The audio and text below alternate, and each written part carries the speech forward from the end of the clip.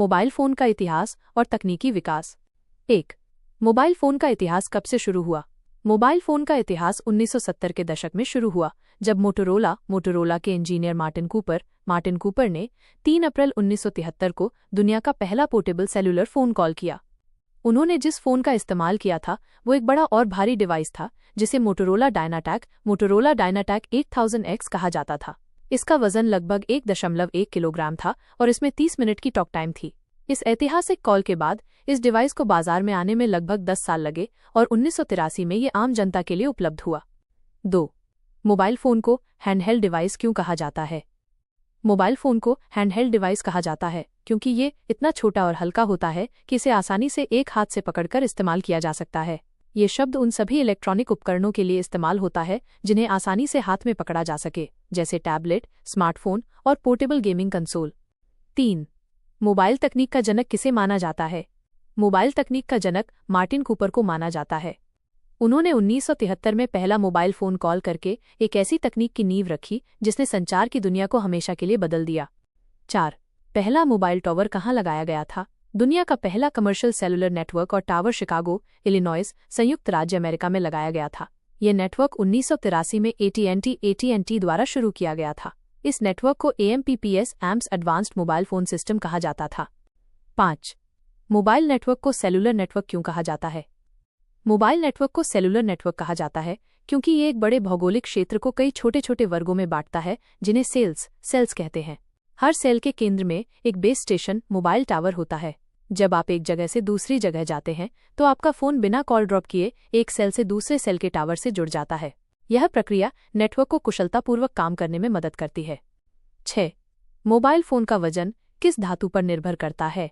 Mobile phone का वजन मुख्य रूप से उसके फ्रेम और बॉडी में इस्तेमाल होने वाली धातुओं और सामग्रियों पर निर्भर करता है। शुरुआत में फ़ोन में प्लास्टिक का अधिक इस्तेमाल होता था। आजकल के स्मार्टफोन में वजन कम करने और मजबूती बढ़ाने के लिए एल्यूमीनियम, स्टील, टाइटेनियम और हल्के लेकिन मजबूत ग्लास जैसी सामग्रियों का उपयोग होता है। 7. सबसे पहला ड्यूल कैमरा स्मार्टफोन कौन सा था? दुनिया का पहला dual camera smartphone HTC Evo 3D, HTC Evo 3D था, जिसे 2011 में लॉन्च किया गया था। इस फोन के पीछे 5 मेगापिक्सल के कैमरे लगे थे जो 3D तस्वीरें और वीडियो लेने की क्षमता रखते थे। 8. पहला ट्रिपल कैमरा मोबाइल कौन सा था? पहला triple camera mobile Huawei P20 Pro, Huawei P20 Pro था, जिसे 2018 में लॉन्च किया गया था।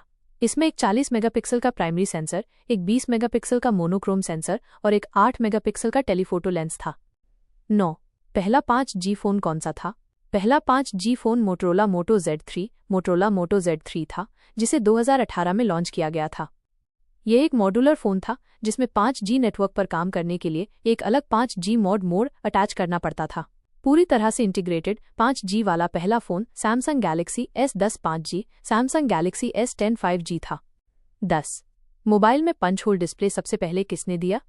मोबाइल में पंच होल डिस्प्ले सबसे पहले Samsung Galaxy A8s, Samsung Galaxy S में दिया गया था, जिसे 2018 में लॉन्च किया गया था। 11. पॉपअप कैमरा फ़ोन किस कंपनी ने बनाया? ओप्पो कंपनी ने पहला पॉपअप कैमरा वाला फ़ोन ओप्पो फाइंड एक्स 2018 में बनाया था। ये फ़ोन एक स्लाइडिंग मैकेनिज्म का इस्तेमाल करता था। इसी तरह वीवो ने भी वीवो नेक्स में पॉपअप कैमरा दिया था। 12. मोबाइल फ़ोन की इंटरनल स्टोरेज को किससे मापा जाता है? मोबाइल फ़ोन की इंटरनल स्टोरेज को गीगाबाइट GB और टेराबाइट TB में मापा जाता है। 1 गीगाबाइट में 1024 मेगाबाइट होते हैं और 1 टेराबाइट में 1024 गीगाबाइट होते हैं। 13. मोबाइल फ़ोन की बैटरी को mAh में क्यों मापा जाता है? मोबाइल फ़ोन की बैटरी को mAh मिलिएम्पियर में मापा जाता है क्योंकि ये बैटरी की क्षमता को दर्शाने की एक इकाई है। का मतलब है कि बैटरी 1 घंटे तक 1 मिलिएम्पियर का करंट दे सकती है। ये जितना अधिक होगा बैटरी उतनी ही देर तक चलेगी। 14. मोबाइल की बैटरी 0% होने पर क्या होता है? जब मोबाइल की बैटरी 0% होती है तो वास्तव में वो पूरी तरह से खाली नहीं होती। बैटरी को पूरी तरह डिस्चार्ज होने से बचाने के लिए एक सुरक्षा सेफ्टी सर्किट इसे 0% पर ही बंद कर देता है। ये बैटरी के जीवन काल को बढ़ाने और उसे खराब होने से बचाने के लिए होता है। 15. मोबाइल चार्जिंग के लिए टाइप सी पोर्ट कब लॉन्च हुआ? मोबाइल चार्जिंग के लिए USB टाइप सी पोर्ट को 2014 में लॉन्च किया गया था, लेकिन इसका व्यापक उपयोग 2015-16 के बाद शुरू हुआ। 16. माइक्रो USB और टाइप सी में क्या अंतर है? माइक्रो USB ये एक पुराना और धीमा पोर्ट है। इसे केवल एक ही तरफ से प्लग किया जा सकता है, जो अक्सर असुविधाजनक होता है। ये डेटा ट्रांसफर और चार्जिंग दोनों के लिए इस्तेमाल होता है, लेकिन इसकी गति कम होती है। टाइप सी, ये एक आधुनिक और तेज पोर्ट है। इसे किसी भी तरफ से प्लग किया जा सकता है, जिससे ये सुविधाजनक है। ये तेज चार्जिंग, यूएसबी पावर डिलीवरी, तेज डेटा ट्रांसफर और डिस्प्ले आउटपुट जैसे कई काम कर सकता है। 17. फास्ट चार्जिंग की अधिकतम स्पीड कितनी होती है? आजकल के फोनों में फास्ट चार्जिंग की अधिकतम स्पीड 200 डब्ल्यू से भी ज्यादा हो सकती है। Xiaomi ने 300 डब्ल्यू की फास्ट चार्जिंग भी प्रदर्शित की है, जो फोन को कुछ ही मिनटों में फुल चार्ज कर सकती है। 18. वायरलेस फास्ट चार्जिंग की सीमा कितनी है? वायरलेस फास्ट चार्जिंग की सीमा वायर्ड चार्जिंग से कम होती है, क्योंकि इसमें ऊर्जा का नुकसान अधिक होता है। वर्तमान में कुछ कंपनियां 80 डब्ल्यू से 100 डब्ल्यू तक की वायरलेस फास्ट चार्जिंग की पेशकश कर रही हैं, लेकिन ये अभी भी काफी दुर्लभ है। 19. मोबाइल ओवरहीटिंग क्यों होती है? मोबाइल ओवरहीटिंग कई कारणों से होती है। हैवी गेमिंग या मल्टीटास्किंग, जब प्रोसेसर पर बहुत ज्यादा लोड पड़ता है। खराब चार्जिंग एडॉप्टर, गैर मानक चार्जर का उपयोग करने से। बदलता मौसम, गर्म वातावरण में फोन का उपयोग करने से। खराब सॉफ्टवेयर या बैकग्राउंड ऐप्स, कई ऐप्स का एक साथ चलना। 20. लिक्विड कूलिंग टेक्नोलॉजी क्या होती है? लिक्विड कूलिंग टेक्नोलॉजी एक ऐसी तकनीक है जिसमें फोन के अंदर एक छोटी सी ट्यूब में विशेष तरल पदार्थ लिक्विड होता है। जब प्रोसेसर गर्म होता है तो ये तरल पदार्थ भाप बन जाता है और गर्मी को फोन के ठंडे हिस्से तक ले जाता है, जहां ये वापस तरल में बदल जाता है। यह प्रक्रिया फोन को ठंडा रखने में मदद करती है, खासकर गेमिंग के दौरान। 21. गेमिंग फोन और नॉर्मल फोन में क्या फर्क है? गेमिंग फोन, इनमें हाई परफॉर्मेंस वाले प्रोसेसर, बड़ी और तेज रिफ्रेश रेट वाली डिस्प्ले, बेहतर कूलिंग सिस्टम, बड़ी बैटरी और गेमिंग विशिष्ट बटन या ट्रिगर होते हैं। नॉर्मल फोन, ये सामान्य उपयोग जैसे कॉलिंग, सोशल मीडिया और वेब ब्राउजिंग के लिए होते हैं। इनका उद्देश्य संतुलन और रोजमर्रा की जरूरतों को पूरा करना होता है। 22. पहला गेमिंग फोन कौन सा था? पहला समर्पित गेमिंग फोन नोकिया एनगेज था, जिसे 2003 में लॉन्च किया गया था। ये एक फोन और गेमिंग डिवाइस दोनों की तरह काम करता था। 23. सबसे पहला फोल्डेबल फोन कौन सा था? सबसे पहला फोल्डेबल फोन रॉयल फ्लेक्सपाई था, जिसे 2018 में लॉन्च किया गया था। 24. फ्लिप फोन सबसे पहले किसने बनाया था? सबसे पहला फ्लिप फोन मोटोरोला ने बनाया था, जिसका नाम मोटोरोला स्टार TAC था। इसे 1996 में लॉन्च किया गया था। 25. पहला टच स्क्रीन फोन किसने बनाया था? पहला टच स्क्रीन फोन IBM ने बनाया था, जिसका नाम IBM साइमन पर्सनल कम्युनिकेटर था। इसे 1992 में दिखाया गया था और 1994 में बेचा गया। 26. पहला रंगीन डिस्प्ले वाला फोन कौन सा था? पहला रंगीन डिस्प्ले वाला फोन सीमेंस S10 था, जिसे 1998 में लॉन्च किया गया था। इसमें लाल, हरा, नीला और सफेद रंग का डिस्प्ले था। 27. मोबाइल फोन में एमोलेड डिस्प्ले किस कंपनी ने बनाया? मोबाइल फोन में AMOLED डिस्प्ले तकनीक सैमसंग ने विकसित की थी। उन्होंने अपने Samsung Galaxy S1, Samsung Galaxy S1 में इसका उपयोग किया था। 28. सबसे पहला 120 हर्ट्ज डिस्प्ले वाला फोन कौन सा था? सबसे पहला 120 हर्ट्ज डिस्प्ले वाला फोन रेजर फोन था, जिसे 2017 में लॉन्च किया गया था। ये गेमिंग के लिए बनाया गया था। 29. मोबाइल डिस्प्ले में गोरिल्ला ग्लास की कितनी पीढ़ियां आ चुकी हैं? मोबाइल डिस्प्ले में गोरिल्ला ग्लास की अब तक 10 से ज्यादा पीढ़ियां आ चुकी हैं। इनमें से प्रमुख हैं गोरिल्ला ग्लास 1 से लेकर विक्टस 2 तक। 30. सफायर ग्लास किस मोबाइल में इस्तेमाल हुआ था? सफायर ग्लास का उपयोग एप्पल ने अपने iPhone 5s, iPhone 5s के कैमरा लेंस और होम बटन में किया था। मोबाइल कंपोनेंट्स और स्टोरेज। 31. सबसे महंगा मोबाइल फोन कौन सा है? सबसे महंगा mobile phone falcon supernova iPhone 6 pink diamond, falcon supernova iPhone 6 pink diamond है, जिसकी कीमत लगभग $48.5 मिलियन $3.8 अरब रुपए है। 32. सबसे सस्ता मोबाइल फोन कौन सा था? सबसे सस्ता मोबाइल फोन फ्रीडम 251 था, जिसकी कीमत $251 थी। 33. पहला डुअल सिम फोन किसने बनाया था? पहला ड्यूल सिम फोन सैमसंग ने बनाया था, जिसका नाम Samsung dual C110 Samsung dual था।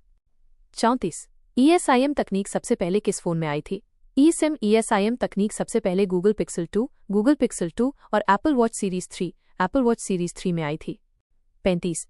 मोबाइल में वर्चुअल रैम क्या होती है? वर्चुअल रैम एक ऐसी तकनीक है जो फोन की इंटरनल स्टोरेज का एक हिस्सा रैम के रूप में उपयोग करती है। जब फोन की असली रैम भर जाती है तो वर्चुअल रैम काम आती है, जिससे ऐप्स सुचारू रूप से चलते रहते हैं।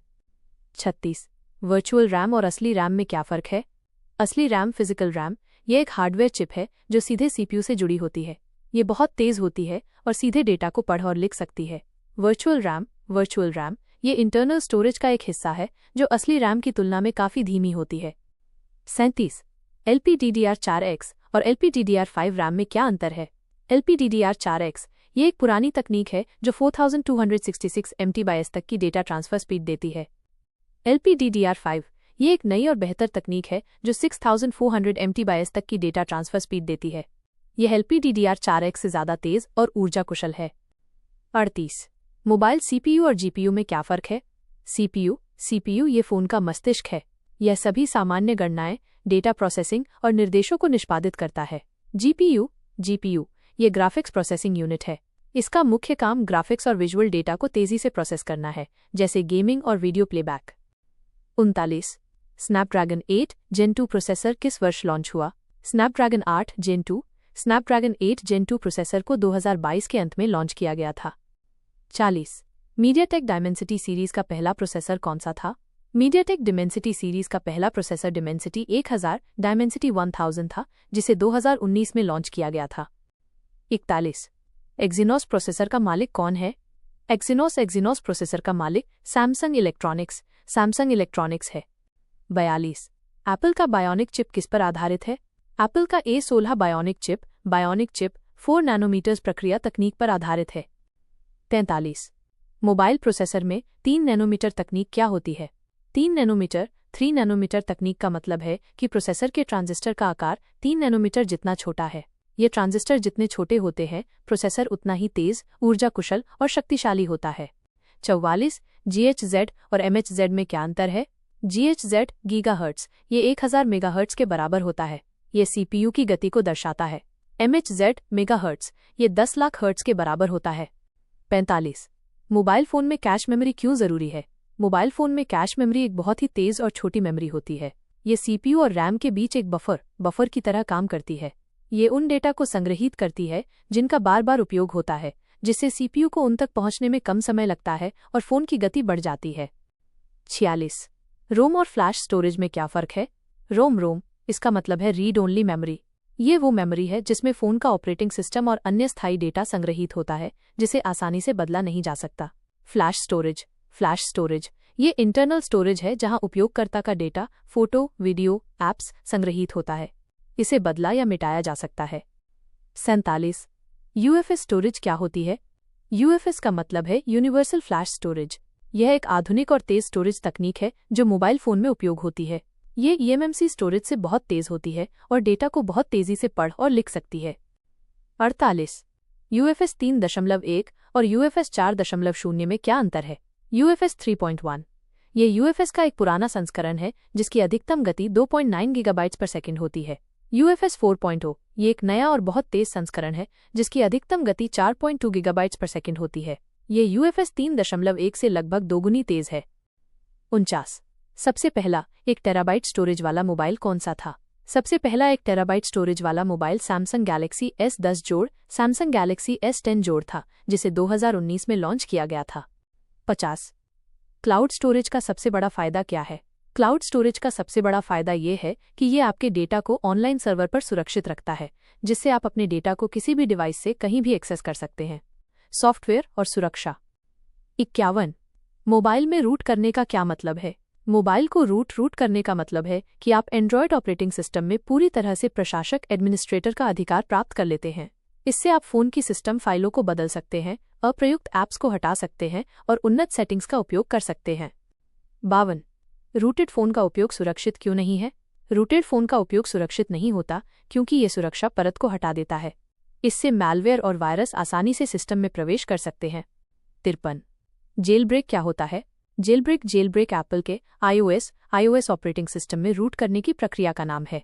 इससे उपयोगकर्ता एप्पल द्वारा लगाई गई सीमाओं को हटा सकते हैं और अनौपचारिक ऐप्स को इंस्टॉल कर सकते हैं। 54 जेल ब्रेक और रूट में क्या अंतर है? रूट एंड्रॉयड ऑपरेटिंग सिस्टम में प्रशासक अधिकार प्राप्त करना। Jailbreak iOS operating system में एप्पल की सीमाओं को हटाना। 55 मोबाइल फ़ोन का IMEI नंबर कितने अंकों का होता है? मोबाइल फ़ोन का IMEI नंबर 15 अंकों का होता है। 56 IMEI नंबर क्यों ज़रूरी है? IMEI नंबर बहुत ज़रूरी है क्योंकि ये आपके मोबाइल की एक अद्वितीय पहचान संख्या है। इसका उपयोग चोरी हुए फ़ोन को ट्रैक करने और नेटवर्क पर ब्लॉक करने के लिए किया जाता है। 57। अगर मोबाइल चोरी हो जाए तो IMEI से कैसे ट्रैक होता है? अगर मोबाइल चोरी हो जाए तो आप पुलिस में शिकायत दर्ज कराकर CEIR पोर्टल पर अपने IMEI नंबर को ब्लॉक करवा सकते हैं। 58। मोबाइल नेटवर्क में 2G की स्पीड कितनी होती है? 2G नेटवर्क की औसत स्पीड 9.6 से 40 किलोबिट प्रति सेकंड तक होती है। 59। 3G की स्पीड कितनी होती है? 3G नेटवर्क की औसत स्पीड 0.5 से 3.5 मेगाबिट प्रति सेकंड तक होती है। 60। 4G की स्पीड कितनी होती है? 4G नेटवर्क की औसत स्पीड 10 से 100 मेगाबिट प्रति सेकंड तक होती है। 61। 5G की औसत स्पीड कितनी होती है? 5G नेटवर्क की औसत स्पीड 100 से 500 मेगाबिट प्रति सेकंड तक होती है और ये 10 गीगाबिट प्रति सेकंड तक पहुंच सकती है। 62। वोल्टी का पूरा नाम क्या है? वोल्टी का पूरा नाम voice over long term evolution है। 63। वो वाईफाई का उपयोग किस लिए होता है? वो वाईफाई वॉइस ओवर वाईफाई का उपयोग वाईफाई नेटवर्क के माध्यम से कॉल करने और प्राप्त करने के लिए होता है। ये नेटवर्क कवरेज कम होने पर भी कॉल की गुणवत्ता को बढ़ाता है। 64। वाईमैक्स तकनीक क्या है? वाईमैक्स का मतलब है world wide interoperability for microwave access. यह एक वायरलेस संचार तकनीक है जो 4G के समान है। 65। NFC का सबसे ज्यादा उपयोग कहाँ होता है? NFC का सबसे ज्यादा उपयोग मोबाइल भुगतान, मोबाइल पेमेंट्स जैसे गूगल पे, सैमसंग पे और एप्पल पे में होता है। 66। IR ब्लास्टर क्या है? IR ब्लास्टर एक ऐसा सेंसर है जो इंफ्रारेड सिग्नल भेजता है। इससे आप अपने फोन को रिमोट कंट्रोल की तरह इस्तेमाल करके टीवी, SBE और अन्य उपकरणों को नियंत्रित कर सकते हैं। 67। पहला IR ब्लास्टर मोबाइल कौन सा था? पहला IR ब्लास्टर मोबाइल नोकिया 7650 था, जिसे 2002 में लॉन्च किया गया था। सेंसर और कैमरा। 68। मोबाइल फोन में एक्सेलेरोमीटर का काम क्या है? मोबाइल फोन में एक्सेलेरोमीटर का काम फोन के झुकाव और गति को मापना है। यह स्क्रीन को पोर्ट्रेट से लैंडस्केप में स्वचालित रूप से घुमाने में मदद करता है। 69। कंपास सेंसर कैसे काम करता है? कंपास सेंसर या मैग्नेटोमीटर पृथ्वी के चुंबकीय क्षेत्र का पता लगाकर दिशा का पता लगाता है। ये नेविगेशन ऐप्स में दिशा दिखाने के लिए उपयोग होता है। 70। मोबाइल में फिंगरप्रिंट सेंसर कितने प्रकार के होते हैं? मोबाइल में मुख्य रूप से 3 प्रकार के फिंगरप्रिंट सेंसर होते हैं। ऑप्टिकल स्क्रीन के नीचे एक छोटा कैमरा होता है जो उंगली की फोटो लेता है। कैपेसिटिव ये उंगली की सतह पर चार्ज का पता लगाकर पैटर्न बनाता है। अल्ट्रासोनिक ये उंगली के प्रिंट की 3D इमेज बनाने के लिए ध्वनि तरंगों का उपयोग करता है। 71। अल्ट्रासोनिक फिंगरप्रिंट सेंसर कैसे काम करता है? अल्ट्रासोनिक फिंगरप्रिंट सेंसर ध्वनि तरंगों को उंगली पर भेजता है। ये तरंगें उंगली के पैटर्न से टकराकर वापस आती हैं, जिससे एक 3D मैप बनता है। ये तरीका ऑप्टिकल सेंसर से ज्यादा सुरक्षित और सटीक होता है। 72। इन डिस्प्ले फिंगरप्रिंट सेंसर का आविष्कार किसने किया? इन डिस्प्ले फिंगरप्रिंट सेंसर का आविष्कार चीनी कंपनी सिनैप्टिक्स ने किया था। 73। मोबाइल फोन में 3D फेस रिकॉग्निशन किस तकनीक से होता है? 3D फेस रिकॉग्निशन इंफ्रारेड और डॉट प्रोजेक्टर जैसी तकनीकों का उपयोग करके होता है। यह चेहरे के 3D मैप को बनाता है। 74। मोबाइल फोन में आइरिस स्कैनर किस कंपनी ने दिया था? आइरिस स्कैनर सबसे पहले सैमसंग गैलेक्सी नोट 7 में दिया गया था। 75। पहला 200 MP कैमरा फोन कौन सा है? पहला 200 megapixel camera phone Xiaomi 12T Pro, Xiaomi 12T Pro था। 76। पहला पेरिस्कोप जूम लेंस किस फोन में आया था? पहला periscope zoom lens Huawei P30 Pro, Huawei P30 Pro में आया था, जिसने 5x ऑप्टिकल जूम की सुविधा दी थी। 77। ऑप्टिकल जूम और डिजिटल जूम में क्या फर्क है? ऑप्टिकल जूम ये कैमरे के लेंस को भौतिक रूप से हिलाकर जूम करता है। इससे गुणवत्ता पर कोई प्रभाव नहीं पड़ता। डिजिटल जूम ये सॉफ्टवेयर का उपयोग करके छवि को जूम करता है। इससे छवि की गुणवत्ता कम हो जाती है। 78। मोबाइल कैमरे में AI ब्यूटी मोड कैसे काम करता है? AI beauty mode artificial intelligence AI का उपयोग करके चेहरे की पहचान करता है। ये त्वचा को चिकना करता है, दाग धब्बे हटाता है और आंखों को बड़ा दिखाता है। 79। मोबाइल कैमरे में मैक्रो लेंस किस लिए होता है? मैक्रो लेंस बहुत छोटे और बारीकी से दिखने वाले विषयों की तस्वीरें लेने के लिए होता है, जैसे फूल, कीड़े आदि। 80। अल्ट्रा वाइड लेंस किस लिए होता है? अल्ट्रा वाइड लेंस बहुत बड़े दृश्य को एक ही फ्रेम में कैद करने के लिए होता है, जैसे कि लैंडस्केप और बड़ी इमारतें। 81। डेप्थ सेंसर का उपयोग कहाँ होता है?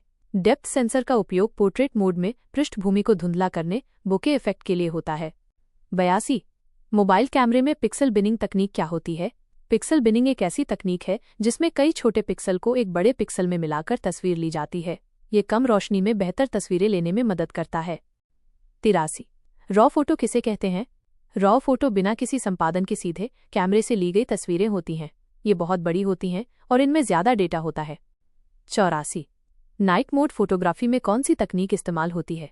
नाइट मोड में सॉफ्टवेयर एल्गोरिदम का उपयोग होता है। ये कई तस्वीरें लेता है और उन्हें एक साथ जोड़कर एक चमकदार और साफ तस्वीर बनाता है। 85 मोबाइल वीडियो रिकॉर्डिंग में OIS का क्या मतलब है? OIS का मतलब है ऑप्टिकल इमेज स्टेबलाइजेशन। ये वीडियो रिकॉर्डिंग के दौरान फोन के हिलने से होने वाली झटके को कम करता है। 86 8 के वीडियो रिकॉर्डिंग सबसे पहले किस फोन ने दी थी? 8 के वीडियो रिकॉर्डिंग सबसे पहले Samsung Galaxy S20, Samsung Galaxy S20 ने दी थी। 87 स्लो मोशन वीडियो की अधिकतम FPS कितनी हो सकती है? स्लो मोशन वीडियो की अधिकतम FPS 960 FPS या उससे भी ज्यादा हो सकती है, जिससे बहुत धीमी गति के वीडियो बनाए जा सकते हैं। 88 मोबाइल फोन में HDR10 जोड़ क्या है? HDR10 जोड़ HDR10 जोड़ वीडियो सामग्री के लिए एक उच्च गतिशील रेंज, हाई डायनामिक रेंज का मानक है। ये वीडियो में रंग, चमक और कंट्रास्ट को बढ़ाता है। 89 डॉल्बी विजन क्या है? डॉल्बी विजन एक उन्नत HDR वीडियो तकनीक है जो डॉल्बी लैब्स द्वारा विकसित की गई है। यह अधिक सटीक और जीवंत रंग प्रदान करती है। 90 मोबाइल ऑडियो में हाई रेस ऑडियो क्या होता है? हाई रेस ऑडियो का मतलब है उच्च गुणवत्ता वाला ऑडियो। 91 स्टेरियो स्पीकर्स और मोनो स्पीकर्स में क्या फर्क है? स्टेरियो स्पीकर्स ये दो अलग अलग स्पीकर होते हैं जो बाएं और दाएं चैनलों से ध्वनि उत्पन्न करते हैं, जिससे बेहतर साउंड क्वालिटी मिलती है। मोनो स्पीकर्स ये एक ही स्पीकर होते हैं जो केवल एक चैनल से ध्वनि उत्पन्न करते हैं। 92 पहला डॉल्बी एटमॉस सपोर्टेड फोन कौन सा था? पहला Dolby Atmos supported phone Lenovo के 3 नोट था। 93 ब्लूटूथ 5.0 और ब्लूटूथ 5.3 में क्या अंतर है? ब्लूटूथ 5.0 ये एक पुराना संस्करण है जो 2 मेगाबिट प्रति सेकंड की गति और 200 मीटर तक की रेंज प्रदान करता है। ब्लूटूथ 5.3 यह एक नया और उन्नत संस्करण है जो बेहतर ऊर्जा दक्षता, अधिक स्थिरता और सुरक्षा प्रदान करता है।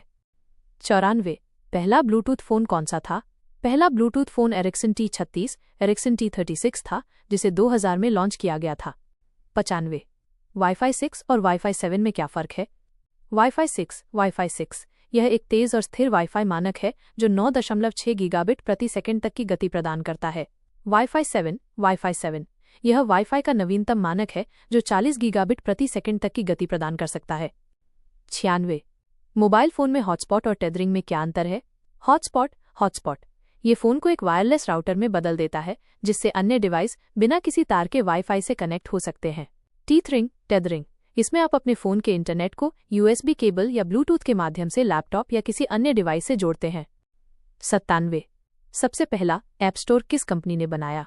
सबसे पहला ऐप स्टोर नोकिया ने बनाया था, जिसका नाम मेटापिक था। 98 गूगल प्ले स्टोर कब लॉन्च हुआ? गूगल प्ले स्टोर मार्च 2012 में लॉन्च हुआ था। 99 एप्पल ऐप स्टोर कब शुरू हुआ? एप्पल ऐप स्टोर जुलाई 2008 में शुरू हुआ था। 100 भविष्य में मोबाइल फोन किस तकनीक पर आधारित होंगे? भविष्य में mobile phone artificial intelligence AI, संवर्धित वास्तविकता, ऑगमेंटेड रियलिटी, लचीले और पारदर्शी display, flexible and transparent displays और होलोग्राफिक इंटरफेस जैसी तकनीकों पर आधारित होंगे।